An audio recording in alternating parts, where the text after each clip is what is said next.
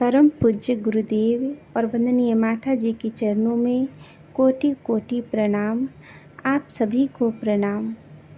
पुस्तक गृहस्थ एक योग साधना, जिसके लेखक हैं पूज्य गुरुदेव पंडित श्री राम शर्मा आचार्य। कल हमने इसमें सुना दृष्टिकोण में परिवर्तन। प्राचीन काल के ऋषिगण आज के गैर जिम्मेदार बाबाओं से सर्वथा भिन्न थे। घनी बस्तियां न बनाकर स्वच्छ वायु में दूर दूर घर बनाना, पक्का मकान न बनाकर छोटी झोपड़ियों में रहना, वस्त्रों से लदे न रहकर शरीर को खुला रखना आदि उस समय की साधारण प्रथाएं थीं। उस समय के राजाओं तथा देवताओं के जो चित्र मिलते हैं, उनमें वे सभी कटी वस्त्र के अतिरिक्त और कोई कपड़ा पहने नहीं दिखते। वह पहनावा ओढ़ावा रहन सहन उस समय का सर्वसाधारण था। अब आगे यह मान्यता असत्य है कि पुराने समय में ऋषि लोग अविवाहित ही रहते थे। यह ठीक है कि ऋषि मुनियों में कुछ ऐसे भी थे जो बहुत समय तक अथवा आजीवन ब्रह्मचारी रहते थे, पर उनमें से अधिकांश गृहस्थ थे। स्त्री बच्चों के साथ होने से तपश्चर्या में, आत्मोन्नति में उन्हें सहायता मिलती थी। इतिहास पुराणों में पग पग पर इस बात की साक्षी मिलती है कि भारतीय महर्षिगण योगी, यति, साधु, तपस्वी, अन्वेषक, चिकित्सक, वक्ता, रचयिता, उपदेष्टा, दार्शनिक, अध्यापक, नेता आदि विविध रूपों में अपना जीवन यापन करते थे और अपने महान कार्य में स्त्री बच्चों को भी भागीदार बनाते थे।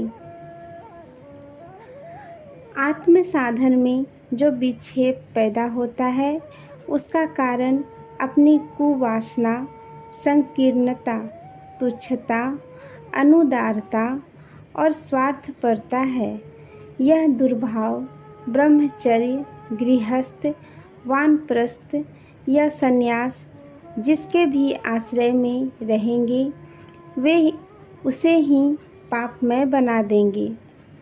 इसके विपरीत यदि अपने मन में त्याग, सेवा, सत्यता, सजनता एवं उदारता की भावनाएं विद्यमान हो, तो कोई भी आश्रम स्वर्गदायक, मुक्ति पद, परम पद देने वाला हो सकता है। आध्यात्मिक साधकों को अपने मन में से इस भ्रम को पूर्णतया बहिष्कृत कर देना चाहिए कि गृहस्थाश्रम कोई छोटा धर्म है। यदि समुचित रीति से उसका पालन किया जाए तो ब्रह्मचर्य और संन्यास की तरह वह भी सिद्धिदाता प्रमाणित हो सकता है। गृहस्थ धर्म जीवन का एक पुनीत, आवश्यक एवं उपयोगी अनुष्ठान है। स्त्री और पुरुष के एकत्रित होने से दो अपूर्ण जीवन एक पूर्ण जीवन का रूप धारण करते हैं।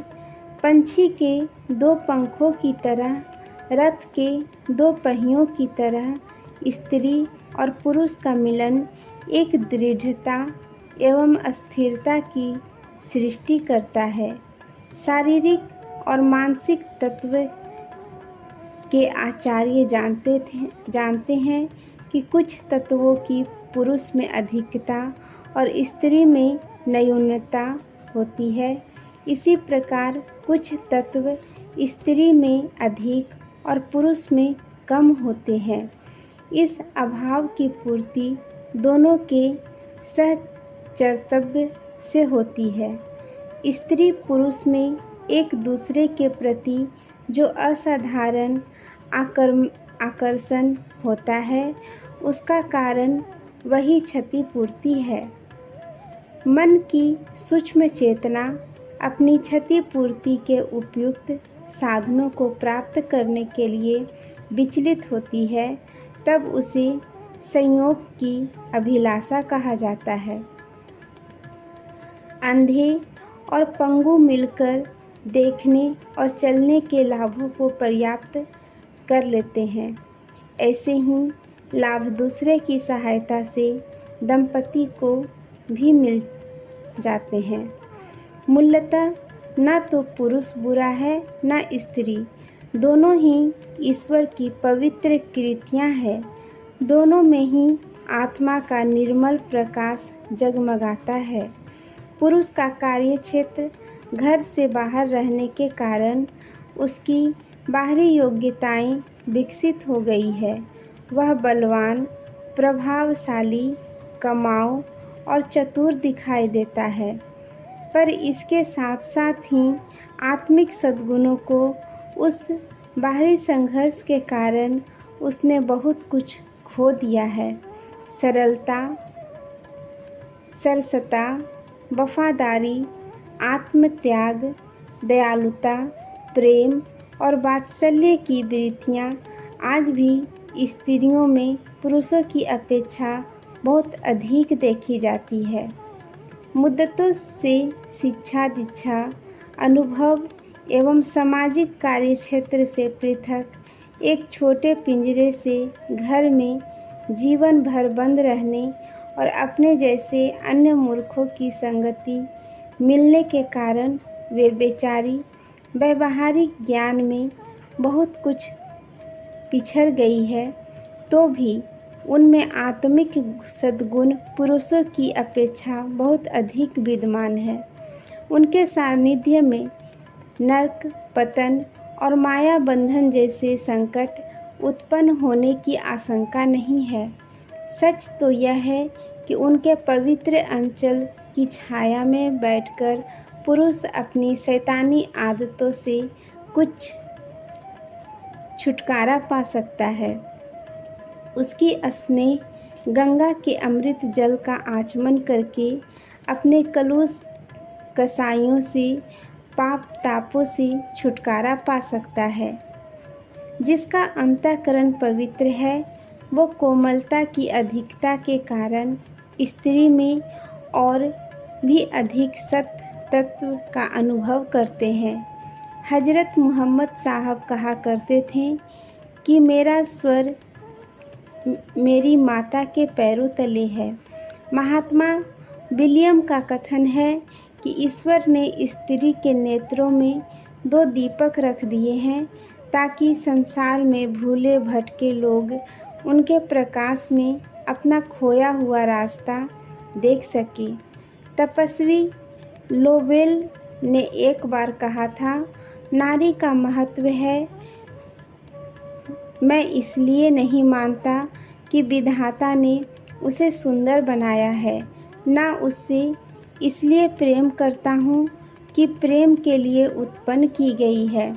मैं तो उसे इसलिए पूज्य मानता हूँ कि मनुष्य का मनुष्यत्व केवल उसी में जीवित है।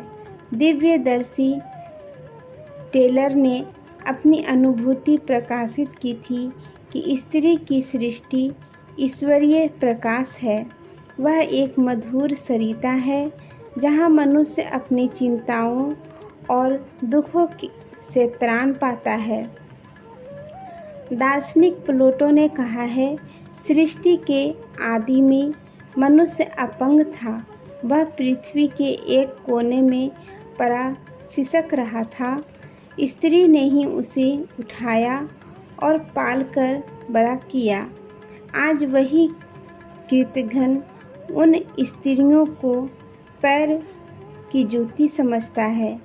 कभी हारग्रच्छ की अनुभूति है कि स्त्रियां भूलोक की कविता है।